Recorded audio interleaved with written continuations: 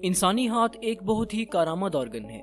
आप अपने हाथ के बगैर कोई भी काम नहीं कर सकते।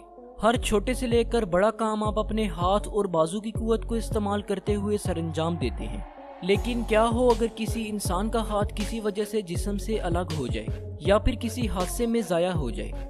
मेडिकल साइंस ने इसका भी हल निकाल लिया है। जी हाँ, अब अगर किसी इंसान का हाथ ज़ाया हो जाए तो इसको किसी दूसरे जिंदा इंसान या फिर ब्रेन डेड पर्सन का हाथ लगाया जा सकता है। इस प्रोसेस को हम हैंड ट्रांसप्लांट यानी हाथ का ट्रांसप्लांट कहते हैं।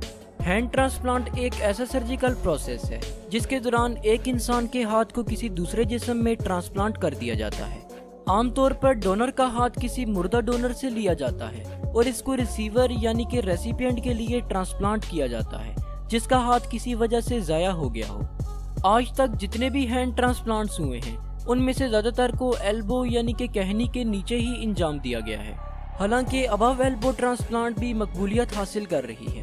हैंड ट्रांसप्लांट एक नई किस्म की ऑर्गन ट्रांसप्लांटेशन है जहां मुतअद्दिद ऑर्गन्स को एक वाहिद फंक्शनल यूनिट के तौर पर ट्रांसप्लांट किया जाता है, जिसे अब वेस्कुलराइज्ड कंपोजिट एलो ट्रांसप्लांटेशन कहा जाता है। हैंड ट्रांसप्लांट का ऑपरेशन दूसरे ट्रांसप्लांट्स की निस्बत काफी लंबा चलता है और आमतौर पर 8 से 12 घंटे तक रहता है। इसके मुकाबले में एक आम हार्ट ट्रांसप्लांट ऑपरेशन 6 से 8 घंटे तक रहता है।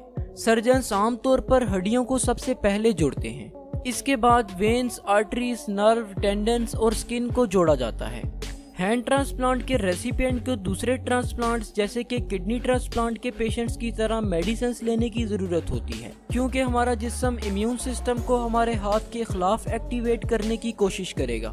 ये मेडिसिन रेसिपिएंट की इम्यून सिस्टम को कमजोर करती हैं, जिसकी वजह से इन्फेक्शन और कैंसर का खतरा बढ़ जाता है।